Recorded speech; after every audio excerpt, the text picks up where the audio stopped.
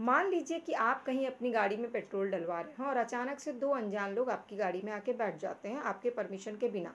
हाँ, लेकिन अपने परमिशन, अपनी मर्जी से बैठते हैं, आपने उनको ज़बरदस्ती नहीं बैठाया। गाड़ी थोड़ी दूर आगे चलती है और गाड़ी का आपके एक्सीडेंट हो जाता है, उनमें से दो में से एक इंसान जो है वो घायल हो जाता है। अब इसके लिए आप कहाँ से जिम्मेदार होंगे, आप पे कौन सा केस चलेगा, आपको क्या क्षतिपूर्ति देना पड़ेगा, आपको कितने साल की सज़ा होगी, आपके दिमाग में ऐसे बड़े सारे क्वेश्चन होंगे। Hello students, welcome back to my audio class. और आज की क्लास है लॉ ऑफ थॉट यानी अपकृत्य विधि का बहुत ही इंपॉर्टेंट क्वेश्चन, सहमति से हुई क्षति। बेसिकली ये क्वेश्चन है, जब कोई भी अपकृत्य होता है ना, तो उसमें जो क्षतिपूर्ति होती है तो उसमें प्रतिवादी जो होता है वो कहाँ तक उत्तरदायी होता है, ये कैसे पता चलेगा। तो इसमें दो पार्ट बताए गए हैं, दो अपवाद है, एक विशेष है और एक सामान्य अपवाद है। जैसे कि होता है सहमति से हुई क्षति, जिसमें क्या होता है, जो वादी है वो अपनी इच्छा से कोई भी हानि उठाता है। तो यानी जो क्षति हुई है वो उसकी इच्छा से हुई है, उसको पता होता है इसमें, इसलिए उस पर कोई केस चला ही नहीं जा सकता। जैसे कि कोई मजदूर है, कोई इंसान है जो शराब के कारखाने में काम कर रहा है, तो वो अपनी मर्जी से काम कर रहा है। अब उसको वहाँ जो क्षति होगी ना, जो नुकसान होगा, उसका जिम्मेदार वो खुद होगा। दूसरा है, पर इसमें क्या चीज़ ध्यान रखनी है कि सहमति जो है वो स्वतंत्र होनी चाहिए, उस पर किसी प्रकार का फोर्स नहीं होना चाहिए। सहमति का मतलब ही नहीं होता कि आपको ये बात पता थी लेकिन तब भी आपने सहमति दी। इसको डिटेल में पढ़ना बहुत ज़रूरी है, क्योंकि ये जो टॉपिक है ना, ये डिटेल लॉन्ग क्वेश्चन आता है, तो ये शॉर्टकट में इसको आप निकाल ही नहीं सकते आंसर। तो पहले मैं आपको इसका डिटेल बताती हूँ। तो आपको इसका आंसर स्टार्टिंग कर देना है, सबसे पहले जो मैंने आपको 2-4 लाइन बताए हैं उसी से। अब आपको लिखना है कि सामान्यतः प्रतिवादी अपने द्वारा किए गए अपकृत्य के लिए उत्तरदायी होता है, जबकि प्रतिवादी अपने अपकृत्यपूर्ण कार्य के लिए उत्तरदायी नहीं होता है। तो इसमें अपवाद दो प्रकार के होते हैं, एक तो विशेष अपवाद है, एक सामान्य अपवाद। अब इनमें से एक जो है वो आता है कंसेंट यानी कि सहमति, जिसे इंग्लिश में क्या कहते हैं वो आप नीचे कमेंट करके बताइएगा, क्योंकि अभी भी स्क्रीन पे आपके वही लिखा हुआ दिख रहा है और आपको नीचे बताना है। खैर, अब क्या होता है, इसमें वादी द्वारा स्वेच्छा से उठाई गई हानि से उसे विधिक क्षति नहीं होती और वह उसके लिए वाद नहीं ला जा सकता। जैसे कि आपके दरवाजे पर किसी ने घंटी बजाई, आपने अपनी इच्छा से दरवाज़ा खोला, अब दरवाजे पे जो भी था वो अंदर आ गया, आपके साथ बैठा, थोड़ी देर बाद आपके घर में कोई घटना घट गई, तो इसके लिए जो आपके सोसाइटी का गेटमैन है ना, वो जिम्मेदार नहीं है, क्योंकि उसने आपसे पूछ कर ही आपके घर तक उसको भेजा और आप अपने घर के अंदर एंट्री लाने के लिए आप खुद जिम्मेदार हैं। तो यहाँ पे क्या हुआ, वो आपकी सहमति थी। ठीक है। अब कोई बॉक्सर है जो बॉक्सिंग का खेल खेल रहा है, तो उसको चोट लगना ही है, उसको ये पता है, उसने चोट लगने की सहमति के साथ बॉक्सिंग खेलना शुरू किया है, तो ये सब किस में आ जाएगा, आपका सहमति से हुई क्षति में। इसमें एक केस है हाल बनाम ब्रुकलैंड ऑटो रेसिंग क्लब। इसमें क्या है कि मोटर रेसिंग हो रही है और दर्शक दीघा जो है पूरा भरा हुआ है। अब क्या हुआ, मोटर रेसिंग के दौरान दो कार आपस में टकरा गई और कार सिर्फ टकराई ही नहीं बल्कि टकरा करके कार में आग लग गई और कार के कुछ टुकड़े दर्शक दीघा में जाके गिर गए, उसमें से एक दर्शक घायल हो गया। अब क्या होगा इसमें कि दर्शक को ये पता रहना चाहिए कि अगर हम रेसिंग देखने जा रहे हैं तो वह दुर्घटना घट सकती है, तो ये क्षति जो उनकी सहमति से क्षति हुई है, लेकिन आपको ये केस लिखना चाहिए। अब अगला है पद्मावती बनाम दुग्गा नय का केस। जीप का चालक है, वो टंकी में पेट्रोल भराता है, दो अनजान लोग उसमें बैठ जाते हैं, जीप का आगे चल के एक्सीडेंट हो जाता है, उसमें कोई एक मर जाता है, तो इसमें ड्राइवर जिम्मेदार नहीं होगा, क्योंकि दो अनजान लोग अपनी सहमति से उसकी गाड़ी में बैठते हैं। लेकिन सहमति के साथ हुई क्षति के कुछ क्लॉज हैं। क्लॉज क्या है वो जानना जरूरी है। पहला, सहमति जो है वो स्वतंत्र होनी चाहिए। कैसे, तो वादी जो है ना वो अपनी मर्जी से सहमति दे, ना कि कोई उसको फोर्स करे, ना कोई अपने कपट करके उसको या वो भूल से वो सहमति दे दे। जब कोई व्यक्ति अपने पूरे होशो हवास में और अब वयस्क है, 18 साल से ऊपर है, तब जाकर के उसको सहमति देता है तो वो सहमति है। लेकिन कोई अवयस्क है, मेंटली डिस्टर्ब है और सहमति दे देता है और सहमति देने में असमर्थ होता है, तो ऐसे व्यक्ति को का सहमति जो है ना वो सहमति नहीं माना जाएगा। उसके लिए उसका अभिभावक का सहमति ज़्यादा जरूरी है। जैसे किसी डॉक्टर के पास आप अपने बच्चे को ले जाते हैं और डॉक्टर बताता है कि ऑपरेशन कराएं, तो वहाँ पर बच्चे की सहमति इंपॉर्टेंट नहीं है, क्योंकि बच्चा क्या है, अवयस्क है। सहमति अभिभावक की ज़रूरी है कि उनको पता है कि इस ऑपरेशन का इतना रिस्क है, तो भी आप डॉक्टर को ये सहमति दे रहे हैं। अब उस रिस्क के बाद डॉक्टर से कोई गलती जो होती है वो नेग्लिजेंस में आएगा। तो ये क्या है, सहमति क्या होनी चाहिए, स्वतंत्र होनी चाहिए। दूसरा, विवशता में दी गई सहमति। कई बार सिचुएशन ऐसी होती है कि विवशता में सहमति दे दी जाती है जबकि पता होता है कि क्षति होगी। जैसे कि कोई नौकर है, उसको मालिक ने ऑर्डर दिया कि 2 स्टूल पे चढ़ के आप पंखे को साफ करो। नौकर जो है वो 2 स्टूल पे चढ़ गया और पंखे को साफ करना शुरू कर दिया और स्टूल से गिर गया। तो नौकर ने सहमति दी किस चीज़ की? पंखे को साफ करने की, ना कि इस चीज़ की सहमति दी कि मैं 2 स्टूल से गिर जाऊंगा तो मुझे चोट लगेगी, मुझे उससे कोई दिक्कत नहीं है। तो यहाँ नौकर ने जो जोखिम भरा कार्य किया वो मालिक के कहने पे किया, ना कि चोट लगने की उसने सहमति दी थी। उसने जो भी काम किया वो व्यवस्था में, मजबूरी में किया, तो इस सहमति को नहीं काउंट किया जाएगा सहमति से हुई क्षति में। केवल ज्ञान का अर्थ सहमति नहीं होता है। अब यहाँ क्या है कि वादी जो है वो जानता है कि खतरा है और खतरा जानते हुए भी हानि को सहने के लिए सहमत हो गया। जैसे इस केस में नौकर को पता था कि क्षति होगी और उसको वो सहन करना पड़ेगा, तब भी उसने काम करने की सहमति दे दी। तो ज्ञान होते हुए भी सहमति देना क्षति के लिए। इसमें केस है बोवीटर बनाम रिले रेसिंग कॉरपोरेशन। वादी एक गाड़ीवान था और फोरमैन के आदेश पे उसने घोड़ा गाड़ी चलाई, जबकि उसे पता था कि घोड़े भड़क सकते हैं, और घोड़ा भड़क उठा और वादी को क्षति हो गई। ठीक है, तो इसमें गाड़ीवान जो था वो फोरमैन के आदेश पे उसने ये काम किया था।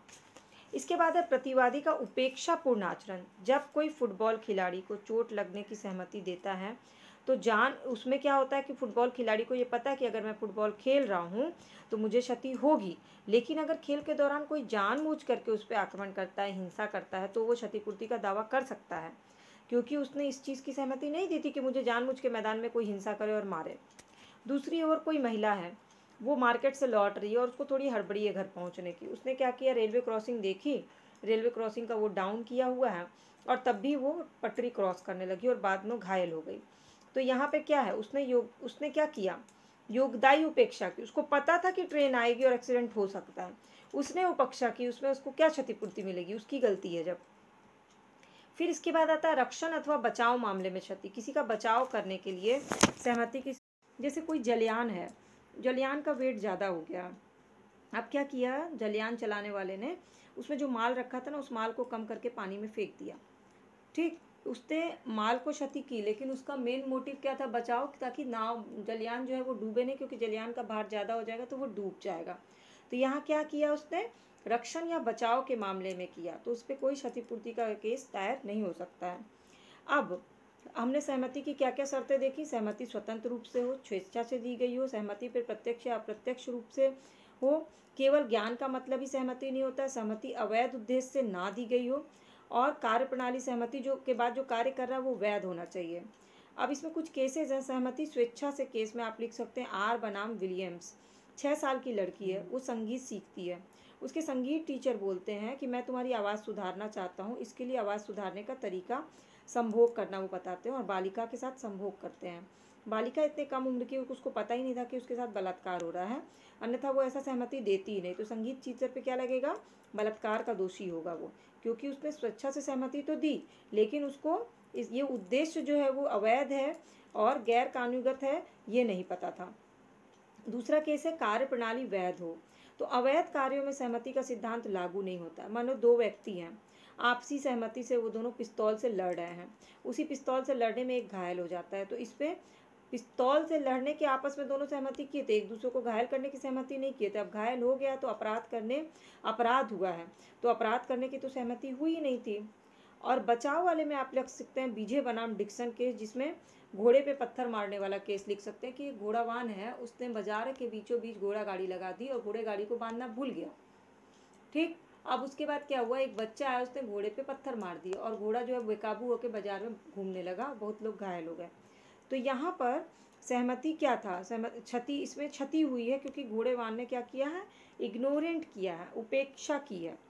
तो अब आपको लास्ट में कंक्लूजन में सिर्फ सहमति पे ही फोर्स नहीं करना, आपको पूरा कंक्लूजन लिखना है सहमति के बारे में लिख करके। उसके बाद और भी पॉइंट्स लिख दीजिएगा कि इसमें एक और चीज़ें होती हैं, योगदायी उपेक्षा। जब वादी स्वयं अपनी ओर से सावधानी बरते, मोटरसाइकिल के पीछे की सवारी में क्या है, सावधानी उपेक्षा अगर की गई तो क्या हो जाएगा, मोटरसाइकिल के पीछे वाला इंसान जो है वो घायल हो जाएगा और अपकृत्य हो जाएगा। यानी कि योगदायी अपेक्षा, उसमें आपकी भी योगदान की उपेक्षा की जाती है।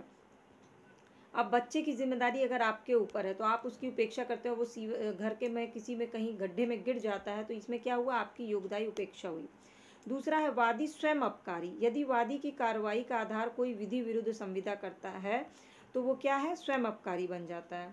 इसके बाद अवश्यंभावी दुर्घटना, कुछ ऐसी दुर्घटनाएं होती हैं जिसका पूर्वानुमान नहीं किया जा सकता है, लेकिन पता होता है कि ये घटना हो सकती है। जैसे मकान में आपने देखा कि बिजली का तार टूट गया है और मरम्मत नहीं कराया, ना अपने मकान मालिक को कंप्लेन किया और कुछ दिन बाद मकान में आग लग गई, तो ये घटना अवश्यंभावी थी कि ये होगी ही।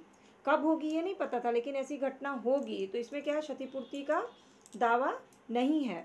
दैवीकृत, जैसे कि ज्वार भाटा, तूफान, भूकंप, ज्वालामुखी, ऐसा कुछ आ जाता है, तो इसमें अपकृत्य क्या है, सहमति के साथ हुई क्षतिपूर्ति में नहीं है। प्राइवेट प्रतिरक्षा, प्रतिवादी यदि उतने बल का प्रयोग करता है कि आत्म प्रतिरक्षा के लिए जरूरी था तो ठीक है, पर अगर उसके द्वारा किसी को हानि के लिए उत्तरदायी मतलब कर हो जाता है तो वो उसके लिए उत्तरदायी नहीं है। इसके बाद है 8वां, भूल, जब कोई जानबूझ के दूसरों के अधिकार में हस्तक्षेप करे, दूसरों जैसे कि दूसरों के भेड़ के झुंड में अपनी भेड़ को मिला देना, ये क्या है, जानबूझकर किया गया अपकृत्य। आवश्यकता, आवश्यकता के अनुसार अपकृत्य करना ताकि दूसरों को क्षति ना पहुंचे, यहाँ पे आप जलियान वाला स्टोरी लिख सकते हैं।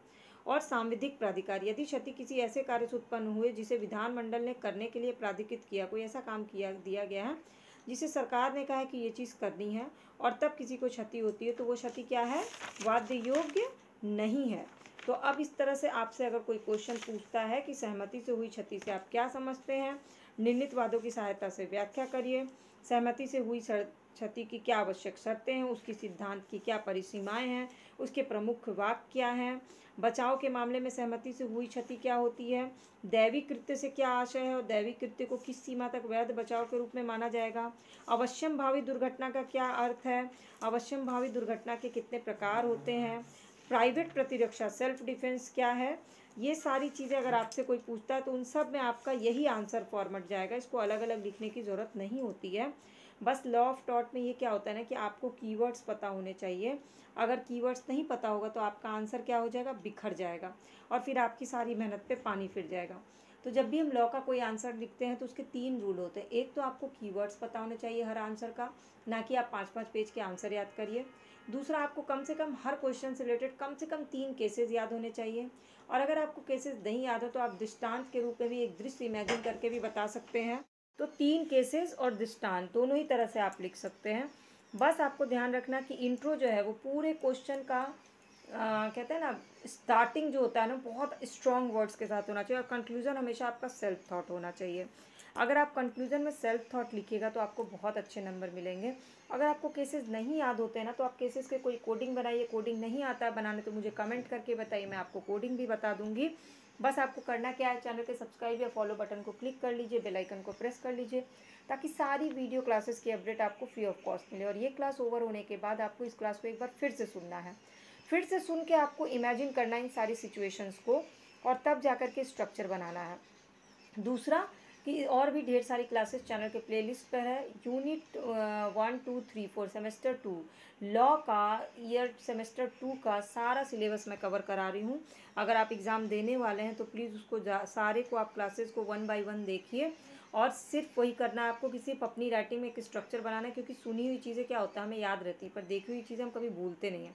आपकी कॉपी में जो आपको चीज़ें दिखेंगी ना वो आप एग्जाम टाइम में भूलोगे नहीं, तो आपको कॉपी में नोट डाउन जरूर करना है। इवन मैं आपको बताने से पहले अपने कॉपी में स्ट्रक्चर बना के नोट कर लेती हूँ ताकि आपको अच्छे से स्टेप बाय स्टेप एक्सप्लेन कर सकूँ और कोशिश करती हूँ कि 2 से 3 किताबों को कलेक्ट करके एक समराइज वे में आपको आंसर प्रेजेंट कर सकूँ।